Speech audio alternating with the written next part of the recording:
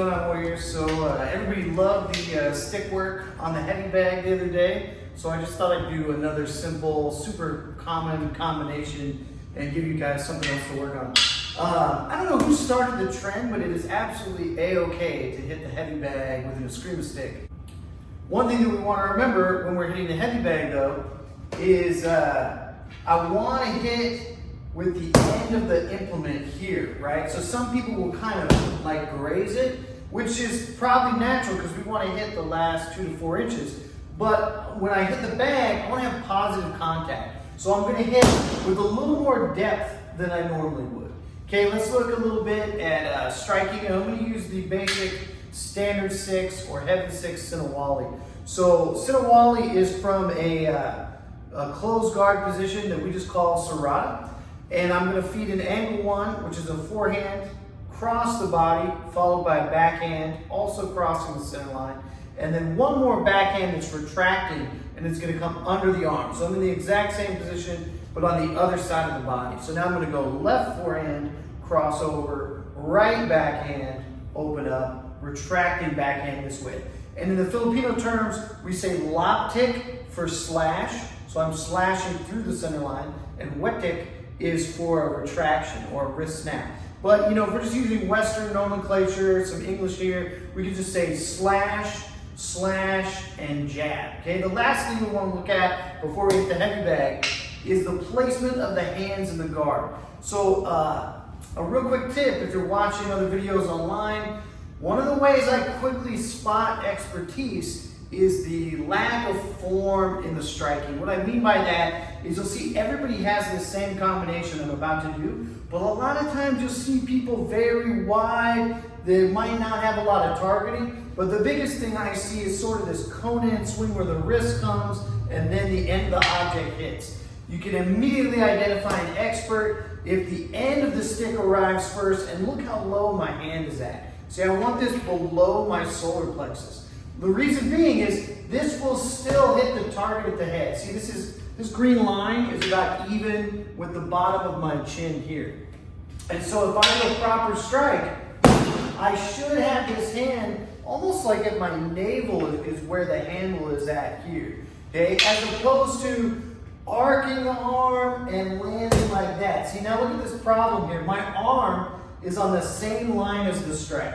And what that means is, if I have an uneducated swing where my arm is out here like this, and I'm across somebody who knows what they're doing, that line is going to be cut because of this steep acute angle right here. You're going to be able to hit the limb. So thankfully, if you study Kali for self-defense, that's actually a huge advantage. Because think about how most people are going to swing. They're what we call hackers. They just kind of swing with the arm like this. They don't really know what they're doing. But if you're here swinging narrow with the hand out of the center line, out of the firing line, you're going to have a main advantage. Okay, let's look at Sinawali on the heavy bag. So heaven 6, standard 6, and earth 6. All the same combinations, just different elevation changes. And I'm going to give you 3 different tempos to play with. Okay, so I'll do them slow at first. So number 1, I'm going to go heaven 6. So right, left, right, left, right, left. Okay, so in the beginning, shoot for 3 and 3. 1, 2, 3. Maybe take a pause. 1, 2, 3. Take a pause. 1, 2, 3. Take a pause. You can start to combine that with footwork, where every 3, I change my position. 3, maybe different footwork, maybe different footwork, maybe different footwork.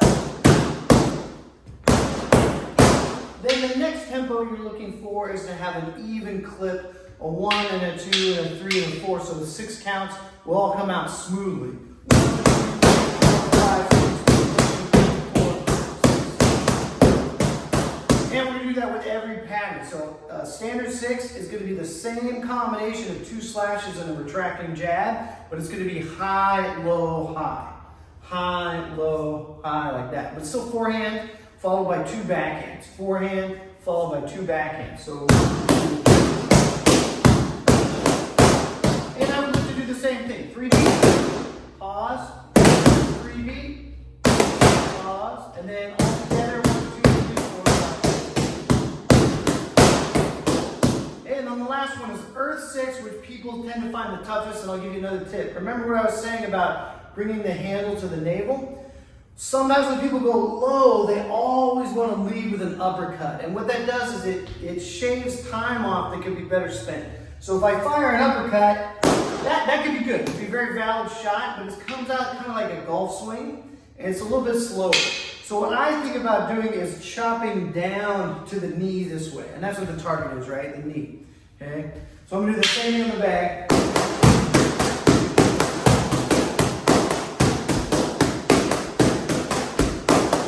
And notice I'm crouching to get the elevation change. I don't want to reach down and put my head low, because if somebody else is swinging high, it's going to put my face in jeopardy. So you can do like a little slight micro lunge. See, I just turn it, and now my spine remains vertically up and down. Okay, so the last tempo that we haven't covered is what I refer to as the popcorn method. And that's when the speed comes out so fast, it has this up-tempo uptick to it. It becomes more erratic sounding on the bag. So see if you can hear it. See, 6 count, smooth.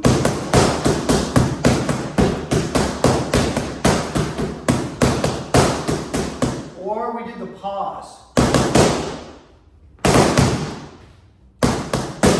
1, 2, 3, and pause. Now popcorn.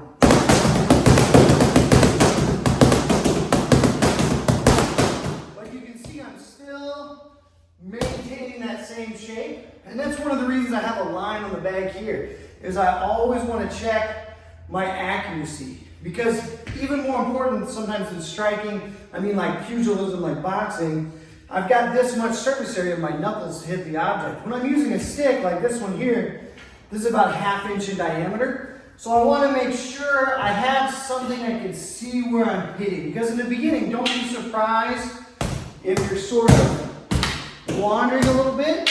Just slow it down and really try to feed accuracy first. And then work on speed and power. Those might be separate. You might work on speed more. You might work on power more, like just single swings. Coming back. But I'm still, I'm trying to fire from here without loading up. And then obviously Sinawali, the combination here, heavy 6, that can easily become a speed drill. So 3 tempos again. 1, 2, 3, and pause.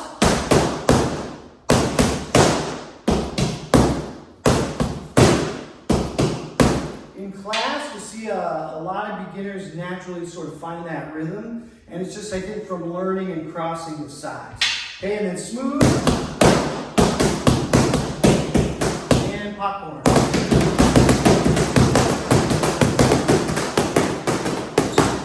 All right. Hope you got something out of that. Thanks again for watching as always.